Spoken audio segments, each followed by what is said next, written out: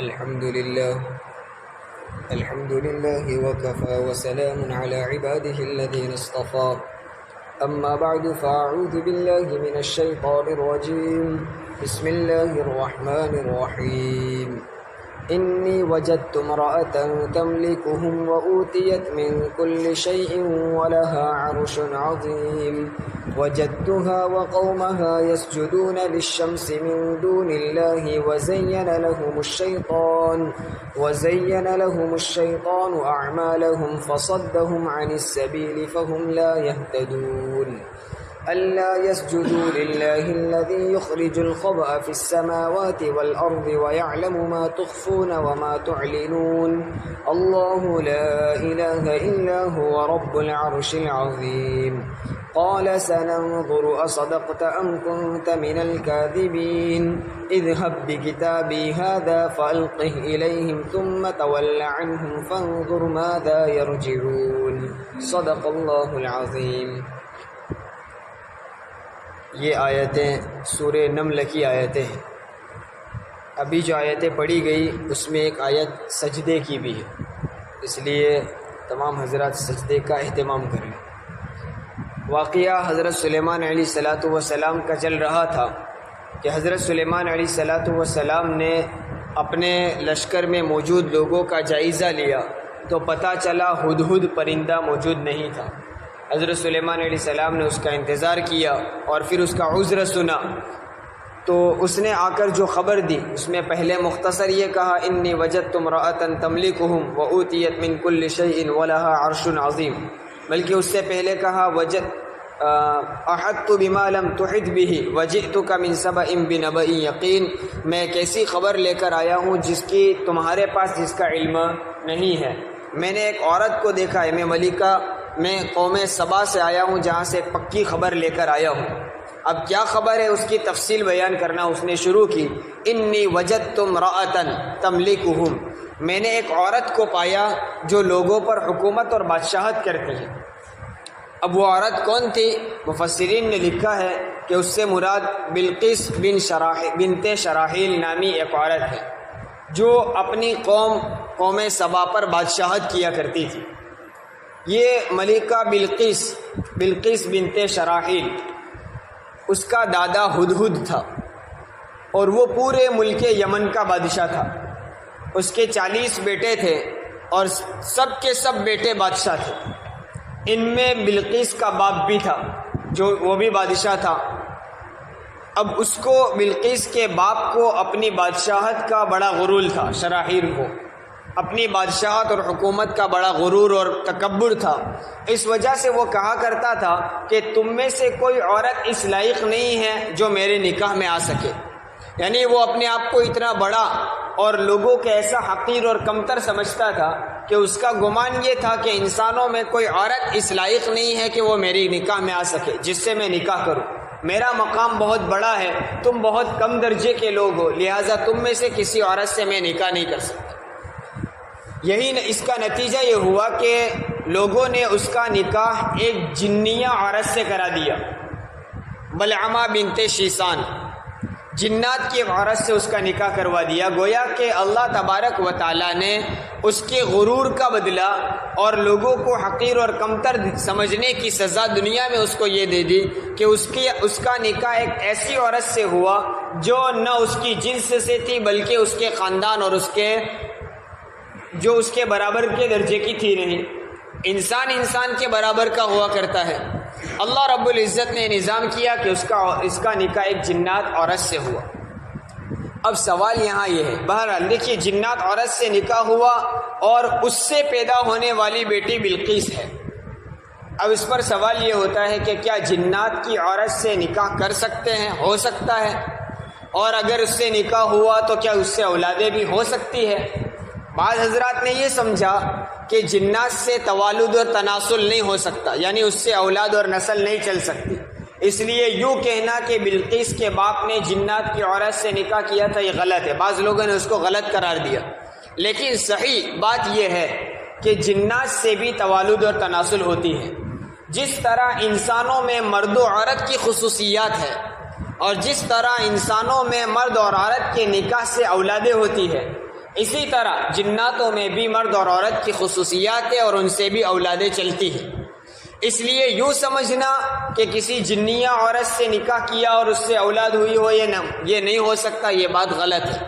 جنیہ عورت سے بھی نکاح ہو سکتا ہے اور اس سے اولادیں بھی ہو سکتی، یہ طبعی طور پر ممکن ہے، ناممکن نہیں ہے۔ لیکن اب سوال یہ ہے کہ کیا شریعت میں کسی جنیہ عورت سے نکاح کرنا جائز ہے یا نہیں؟ پہلی بات تو یہ تھی کہ ممکن ہے یا نہیں، جنیہ عورت سے نکاح تو ممکن ہے، لیکن شریعت اس معاملے میں کیا کہتی ہے؟ تو اس سلسلے میں علماء کا اختلاف ہے، دونوں طرح کے قول ہے۔ بعض حضرات فرماتے ہیں کہ جنیہ عورت سے نکاح کرنا جائز نہیں، اور بعض حضرات فرماتے ہیں کہ نکاح کرنا جائز ہے، ممکن ہے۔ یعنی اگر جنیہ عورت مسلمان ہو تو مسلمان مرد کا اس سے نکاح کرنا جائز ہے، ممکن بھی ہے اور شرعاً جائز بھی ہے۔ بعض حضرات نے اس کو جائز کہا۔ بہرحال جائز ہو یا ناجائز اس کا اس تفسیر سے تعلق نہیں ہے، کیونکہ بلقیس کے باپ نے بلعامہ بنت شیسان نامی جنیہ عورت سے نکاح کیا، اس سے جنیہ عورت سے نکاح کرنا جائز ہونا ثابت نہیں کر سکتے، کیونکہ بلقیس کا باپ مسلمان نہیں تھا۔ کسی مسلمان نے یا کسی نبی نے یا کسی ایسے شخص نے نکاح کیا ہو جس کو معیار بنا سکے تو ہم کہہ سکتے کہ فلاں نے کیا لہذا جائز، لیکن وہ خود مسلمان نہیں تھا، اس لیے اس سے جائز ہونے کا کو پکے طور پر ثابت کر سکتے نہیں۔ رہی بات بلقیس، ملکہ بلقیس کی کہ وہ جنیہ تھی یا انسان تھی، تو چونکہ انسان کا نسب باپ سے جڑتا ہے، ماں سے نہیں جڑتا، بلقیس کی ماں جنیہ تھی، باپ تو انسان تھا، اس لیے ملکہ بلقیس انسانوں میں ہے، جناتوں میں سے نہیں تھی۔ الغرض، ہدہد نے آ کر خبر دی، انی وجدت امرأۃ، میں نے ایک عورت کو پایا ہے، اور اس سے مراد بلقیس بنت شراحیل ہے، کہ میں نے اس عورت کو پایا، وہ کیا کرتی ہے؟ تملکہم، لوگوں پر حکومت کرتی ہے۔ اب مفسرین نے یہاں یہ بھی بحث کی ہے، کیا کسی عورت کو بادشاہ بنانا، حکومت سپرد کرنا جائز ہے؟ کر سکتے ہیں یا نہیں؟ جیسے ملکہ بلقیس بادشاہ تھی تو کیا عورت کا بادشاہ بننا درست ہے؟ نبی کریم صلی اللہ علیہ وسلم کے زمانے میں حضرت ابن عباس رضی اللہ عنہما کی روایت ہے کہ حضور اکرم صلی اللہ علیہ وسلم کو پتہ چلا کہ فارس کے لوگوں نے اپنے ملک کا بادشاہ کسرا کی بیٹی کو بنا دیا ہے، یعنی ایک عورت کو اپنا بادشاہ بنایا ہے۔ نبی کریم صلی اللہ علیہ وسلم کو پتہ چلا تو حضور اکرم صلی اللہ علیہ وسلم نے فرمایا، لن یفلح قوم ولو امرهم امرأۃ، وہ قوم ہرگز کامیاب نہیں ہو سکتی جنہوں نے اپنے معاملات عورت کے حوالے کر دی، جنہوں نے عورت کو بادشاہت اور حکومت دے دی، وہ قوم کبھی کامیاب نہیں ہو سکتی۔ اس سے پتہ چلا کہ عورت کے لیے خلافت، حکومت اور بادشاہت جائز نہیں ہے، اس کو ان امور کو حوالے نہیں کیا جا سکتا۔ امارت و خلافت، بادشاہت اور حکومت صرف مردوں کے لیے ہے۔ جس طرح نماز کی امامت خاص مردوں کے لیے ہے، نماز کا امام عورت کو نہیں بنایا جا سکتا، اسی طرح مسلمانوں کا امیر بھی عورت کو نہیں بنایا جا سکتا۔ اللہ تبارک و تعالیٰ نے عورت کو گھر کی ملکہ بنایا ہے، اس میں اس کی عفت کی حفاظت، اس کی حیا کی حفاظت اور اس کی عزت کی حفاظت ہے۔ الغرض، اس سے یہ مسئلہ بھی معلوم ہوا کہ بادشاہت اور حکومت کے حقدار مرد ہے۔ اس ہدہد نے آ کر خبر دی کہ انی وجدت امرأۃ تملکہ، میں نے ایک عورت کو پایا ہے جو لوگوں پر بادشاہت کرتی ہے۔ اور اب یہاں یہ بھی نہیں کہہ سکتے ہیں کہ ملکہ بلقیس بادشاہ تھی تو وہ جس طرح عورت ہو کر بادشاہت کرتی تھی تو ہمارے زمانے میں بھی عورت کو بادشاہت اس کے لیے جائز ہونا چاہیے، اس کو ہم مستدل نہیں بنا سکتے، چونکہ ملکہ بلقیس جن دنوں میں بادشاہ تھی، جن دنوں میں وہ حکومت کرتی تھی، ان دنوں میں وہ مسلمان نہیں تھی۔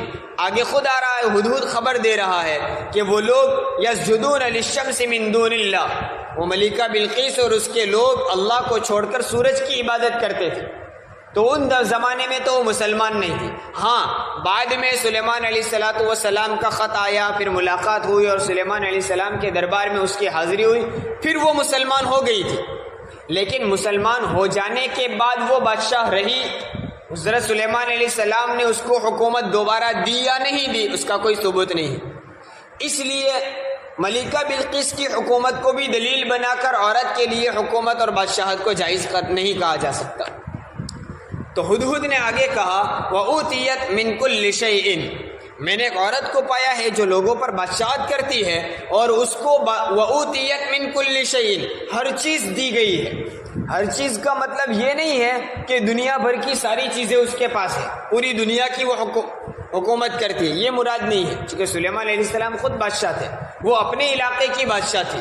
وَأُوتِيَتْ مِن كُلِّ شَيْءٍ کا مطلب ہے کہ ایک بادشاہ اور ایک حاکم کو جن چیزوں کی ضرورت ہوا کرتی ہے وہ ساری چیزیں اللہ نے اس کو دی ہے، اور اس کے زمانے کے اعتبار سے اس کے پاس ساری چیزیں موجود ہیں۔ ظاہر سی بات ہے ہمارے زمانے میں ایجاد کی ہوئی چیزیں اور یہ ٹیکنالوجی کی چیزیں اور الیکٹرانک چیزیں اس زمانے میں نہیں تھی، تو وہ ملکہ کے پاس بھی نہیں تھی۔ اس زمانے کے اعتبار سے بادشاہت اور حکومت کے لیے جو جو چیزوں کی ضرورت تھی وہ ساری چیزیں اس کے پاس موجود تھی۔ وَأُوتِيَتْ مِن كُلِّ شَيْءٍ وَلَهَا عَرْشٌ عَظِيمٌ، یہ ہدہد ساری خبریں دے رہا ہے کہ ایک عورت ہے جو بادشاہت کرتی ہے، اس کے پاس حکومت چلانے کے سارے اسباب بھی موجود ہے۔ وَلَهَا عَرْشٌ عَظِيمٌ، اور اس کے پاس ایک بہت بڑا عرش بھی ہے۔ مفسرین نے لکھا ہے کہ ملکہ بلقیس کا عرش 80 ہاتھ لمبا اور 40 ہاتھ چوڑا تھا اور 30 ہاتھ اونچا تھا۔ اتنا بڑا تخت تھا جو یکے بعد دیگرے 40 عمارتوں میں 40 کمروں میں بند کمروں میں رکھا ہوا تھا، اور وہ کوئی معمولی تخت نہیں تھا، ہیرے جواہرات سے جڑا ہوا اور موتیوں سے اس کے پائے بنے ہوئے اور ریشم اور حریر کے اس پر پردے ڈالے ہوئے تھے۔ بڑا قیمتی عرش تھا، بڑا قیمتی تخت اس کے بادشاہت کا تخت تھا، اسی وجہ سے اس نے 7 تالوں میں بند 7 عمارتوں میں بند رکھا تھا اس الغرض اس کے پاس اتنا بڑا یہ تخت تھا۔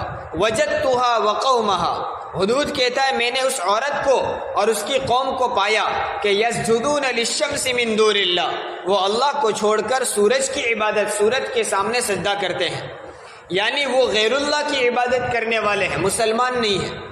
سلیمان علیہ السلام وقت کے نبی ہے، اور ہر نبی کی ذمہ داری ہے کہ وہ امت تک سچے دین کی اور اللہ کی وحدانیت کی اور رسالت کی دعوت پہنچائے۔ حضرت سلیمان علیہ السلام کو پتہ چلا کہ یہ تو اللہ کے علاوہ سورج کی عبادت کرتے ہیں۔ آگے ہدہد نے کہا وَزَيَّنَ لَهُمُ الشَّيْطَانُ أَعْمَالَهُمْ، ہدہد کے کہنے کا گویا مقصد یہ تھا کہ یہ سورج کی عبادت کرتے ہیں اور لگتا نہیں ہے کہ یہ سورج کی عبادت کو چھوڑیں، اس لیے کہ شیطان نے ان کے سامنے ان کے اعمال کو مزین کر دیا ہے۔ وہ یوں سمجھتے ہیں ہم جو کرتے ہیں وہ صحیح ہے، ہمارے سارے کام ٹھیک ہے، ہم سورج کی عبادت کرتے اس میں کوئی غلطی نہیں ہے، اور جس آدمی کو اپنے کام میں کوئی غلطی نظر نہ آئے وہ کبھی اس کام سے توبہ بھی نہیں کرے گا۔ وہ لوگ سمجھتے ہیں ہم بالکل راہ راست پر ہیں، سیدھے راستے پر ہیں، سورج کی عبادت کرنا ہمارا صحیح طریقہ ہے، اور شیطان نے ان کے اس کام کو مزین کر کے ان کے سامنے پیش کیا کہ تم جو کرتے ہو بالکل ٹھیک ہے، تمہارے کام میں کوئی غلطی نہیں ہے۔ فصدهم عن السبیل، اور شیطان نے اس کو سیدھے راستے سے، ملکہ کو بھی اور اس کی قوم کو روک دیا ہے، وہ سیدھے راستے سے اس نے رکاوٹیں ڈال دی ہے۔ فہم لا یہتدون، پس وہ لوگ راہ راست پر نہیں آئیں گے، وہ لوگ ہدایت پر نہیں آئیں گے۔ یہ ہدہد خبریں دے رہا ہے کہ وہ سورج کی عبادت بھی کرتے ہیں اور سورج کی عبادت کو وہ بالکل صحیح اور درست سمجھتے ہیں، شیطان نے ان کو ہدایت پر آنے کے راستے ان کے لیے روک دیے ہیں، لہٰذا لگتا ہے کہ وہ لوگ ہدایت پر آنے والے نہیں ہیں۔ یہی وجہ ہے کہ اللہ یسجد للہ الذی یخرج الخبء فی السماوات والارض، کہ وہ لوگ سجدہ نہیں کرتے ہیں اس اللہ کے سامنے جو جس اللہ نے آسمانوں اور زمینوں میں چھپی ہوئی چیزوں کو وہ نکالتا ہے۔ یہاں ہدہد نے اللہ تبارک و تعالیٰ کے صفات بیان کیے کہ وہ رب جو آسمان میں چھپے ہوئے خزانے بارش وغیرہ کو اتارتا ہے، نکالتا ہے، اسی طرح زمین میں چھپے ہوئے خزانوں کو وہ اللہ نکالتا ہے، غلے نکالتا ہے، ریشم نکالتا ہے، پانی نکالتا ہے، خزانے ان میں چھپے ہوئے وہ نکالتا رہتا ہے۔ ایسے رب کی عبادت چھوڑ کر وہ سورج کی عبادت کرتے ہیں، اس لیے لگتا ہے کہ وہ لوگ راہ راست پر آئیں گے نہیں۔ اللہ یسجد للہ الذی یخرج الخبء فی السماوات والارض، آگے کہا وَيَعْلَمُ مَا تُخْفُونَ وَمَا تُعْلِنُونَ، وہ اللہ وہ ہے جو تمہارے دلوں میں چھپی ہوئی باتوں کو بھی جانتا ہے، اور اللہ وہ ہے جن باتوں کو تم زبان سے ظاہر کرتے ہیں ان کو بھی جانتا ہے۔ یعنی اللہ تبارک و تعالیٰ وہ ملکہ بلقیس کے اعمال کو، اس کے اقوال کو اور اس کی قوم کے حالات کو خوب جانتا ہے، اور اللہ تبارک و تعالیٰ کی وحدانیت اتنی صاف اور واضح ہونے کے باوجود وہ اللہ کے سامنے سجدہ نہیں کرتے۔ اللہ لا الہ الا ہو، کہا اللہ وہ ہے جس کے علاوہ کوئی عبادت کے لائق نہیں، رب العرش العظیم، وہ بہت بڑے عرش کا رب ہے، بہت بڑے عرش کا مالک ہے۔ یہ ہدہد نے ساری باتیں سلیمان علیہ السلام کے سامنے بیان کی اور اس قوم کی حالت بیان کی کہ ایسے رب کی عبادت چھوڑ کر وہ سورج کی عبادت کرتے ہیں اور اپنے اس کام کو وہ اچھا سمجھتے ہیں۔ شیطان نے ان کی اس عبادت کو، غیر اللہ کی عبادت کو اچھا کر کے پیش کیا، لہٰذا اس کو غلط بھی سمجھتے نہیں، ورنہ معمولی عقل رکھنے والا بھی سمجھ سکتا ہے کہ عبادت کس کی کرنی چاہیے۔ یہ سورج روزانہ طلوع ہو کر تو غروب ہو جاتا ہے، وہ رب کیسے ہو سکتا ہے جس کا کسی وقت طلوع ہو اور پھر وہ غروب بھی ہو جائے؟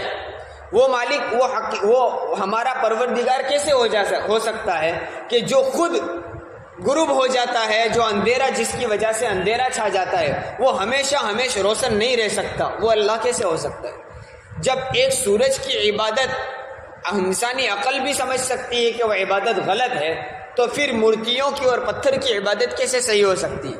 جس پتھر کو انسان خود اپنے ہاتھوں بنائے، پھر اسی کو اپنا رب مانے، اپنا مالک مانے، تو وہ مالک کیسے ہو سکتا ہے؟ مالک تو اس کے تو بنانے والے آپ ہیں، وہ تو خود آپ اپنی بناوٹ میں انسان کا محتاج ہے۔ الغرض، یہ غیر اللہ کی عبادت انسان اگر تھوڑی عقل سے سوچے تو بھی سمجھ میں آ جائے گا کہ ان چیزوں کی عبادت درست نہیں ہے۔ سلیمان علیہ السلام نے ہدہد کی ساری باتیں سنی، سننے کے بعد کہا قال سننظر اصدقت ام کنت من الکاذبین۔ سلیمان علیہ السلام نے کہا کہ ہم دیکھیں گے کہ تو سچا ہے یا تیرا بھی شمار ان لوگوں میں سے جو جھوٹ بولتے ہیں، جھوٹ بولنے والوں میں سے تیرا شمار ہے، یا تو اپنی بات میں سچا ہے، ہم اس کی تحقیق کریں گے۔ چونکہ ہدہد نے آ کر کہا کہ ہم نے یہ حالات دیکھے ہیں اور یہ غیر اللہ کی عبادت کرتے ہیں، انہوں نے ایک عورت کو اپنا بادشاہ بنا رکھا ہے اور وہ عورت ان لوگوں پر حکومت کرتی ہے۔ سلیمان علیہ السلام نے کہا ہم تحقیق کریں گے۔ اب تحقیق کے طور پر سلیمان علیہ السلام نے خود ہدہد ہی کو بھیجا ایک خط لے کر، اذهب بکتابی، تو میرا یہ خط لے کر جا۔ خط لے کر جائے گا، میرا خط وہاں پہنچے گا تو اس خط کے جواب میں وہ کیا کارروائی کرتے ہیں، وہ کیا رد عمل پیش کرتے ہیں، کیا ایکشن لیتے ہیں، اس سے ساری باتیں پتہ چل جائے گا کہ ہدہد بھی سچا ہے یا نہیں۔ کیونکہ اگر واقعتاً کوئی وہاں موجود ہو ہی نہیں، وہ کوئی حکومت اور کوئی بادشاہت نہ ہو اور ہدہد اپنی طرف سے اگر کہانی بنا کر پیش کرتا ہوگا تو سلیمان علیہ السلام کا خط جانے کے بعد کوئی جواب تو آنا چاہیے۔ کچھ جواب نہ آنے کا مطلب ہوگا کہ تیری باتیں غلط ہیں۔ تو سلیمان علیہ السلام نے سچائی کو تحقیق کرنے کے لیے، سچائی کی تحقیق کرنے کے لیے ہدہد ہی کو خط لے کر بھیجا، اذهب بکتابی ھذا، تو میرا یہ خط لے کر جا۔ کیا کرنا؟ فالقہ الیہم، تو میرا یہ خط ان کے سامنے ڈال دینا، ان کے سامنے پیش کر دینا۔ ثم تول عنہم فانظر ماذا یرجعون۔ سلیمان علیہ السلام نے ملکہ بلقیس کے پاس خط لے کر بھیجا، لیکن ہدہد کو بھی وہاں پہنچ کر خط پیش کرنے اور وہاں کی حکومت کے آداب سکھائے۔ حالانکہ ملکہ مسلمان نہیں تھی، معلوم یہ ہوا مسلمان ہو یا غیر مسلم، انسانی آداب کا تقاضا یہ ہے، انسانیت کا تقاضا یہ ہے کہ ہمارے سامنے کوئی انسان موجود ہے تو انسانیت والے آداب سے پیش آیا جائے، چاہے وہ جس مذہب سے تعلق رکھتا ہو۔ مذہبی تفاوت ایک الگ چیز ہے، لیکن اگر کوئی شخص مسلمان نہیں ہے، اللہ کو نہیں مانتا، آخر ہے وہ انسان، تو انسانیت کے جو تقاضے ہیں، انسانی جو آداب ہے، اس کو ہر وقت ملحوظ رکھنا چاہیے۔ حضرت سلیمان علیہ السلام نے ہدہد کو ادب سکھایا، کیا کہا؟ فَأَلْقِهْ إِلَيْهِمْ، ان کے سامنے میرا یہ خط پیش کرنا، ثُمَّ تَوَلَّ عَنْهُمْ، پھر ان کے سامنے سے ہٹ جانا، ان کے سر پر کھڑے مت رہنا۔ دیکھیے کوئی اجنبی آدمی آیا ہو، ہمارے پاس کوئی چیز لے کر آیا، ہمارے زمانے کے لحاظ سے سمجھ لو کہ ہم نے کوئی چیز منگوائی ہے، کوریئر والا ہمارے پاس وہ چیز لے کر آیا، اس کی ذمہ داری کیا ہے؟ وہ چیز ہمارے حوالے کر دے، پھر اپنے کام میں لگ جائے۔ وہ کھڑا رہے کہ بھئی تمہارا یہ پارسل پیک آیا ہے، ذرا کھولو تو اس میں کیا ہے، میں بھی دیکھنا چاہتا ہوں۔ ہم اس کو پسند نہیں کریں گے. بھئی تیرا کیا کام ہے؟ یہ میری پرسنل چیز ہے، میرے پاس آئی ہے، اب میرے کو جو کرنا وہ کروں گا، تیرا کام مجھے حوالے کرنا تھا، حوالے کر کے الگ ہو جانا ہے. سلیمان علیہ السلام نے کہا کہ تو خط پیش کر کے ان سے الگ ہو جانا، تاکہ وہ خط پڑھ کر خط آسانی سے پڑھ بھی سکے اور خط پڑھ کر اپنے اندر جو مشورہ کرنا وہ کر سکے، اپنے درباریوں سے وہ ملکہ جو مشورہ کرنا چاہے وہ کر سکے، اور مشورہ کر کے ان کو اس خط کے پڑھنے کے بعد کیا کرنا ہے، کیا ایکشن لینا ہے وہ کھل کر مشورہ کر سکے. بیچ میں کوئی اجنبی آدمی آ جائے گا تو نہیں ہو سکے گا. اس لیے کہا ثم تول عنہم، تو ان سے ہٹ جانا، فانظر ماذا یرجعون، پھر دیکھ کہ وہ لوگ کیا کرتے ہیں، ہمارا خط پڑھ کر اس کا جواب کیا ان کا آتا ہے، وہ آپس میں کیا مشورہ کرتے ہیں، اور مشورہ کر کے اس کے سلسلے میں کیا وہ رد عمل ظاہر کریں گے، کیا ایکشن لیں گے، وہ دیکھ لینا اور پھر میرے پاس آ کر اس کی خبر دینا.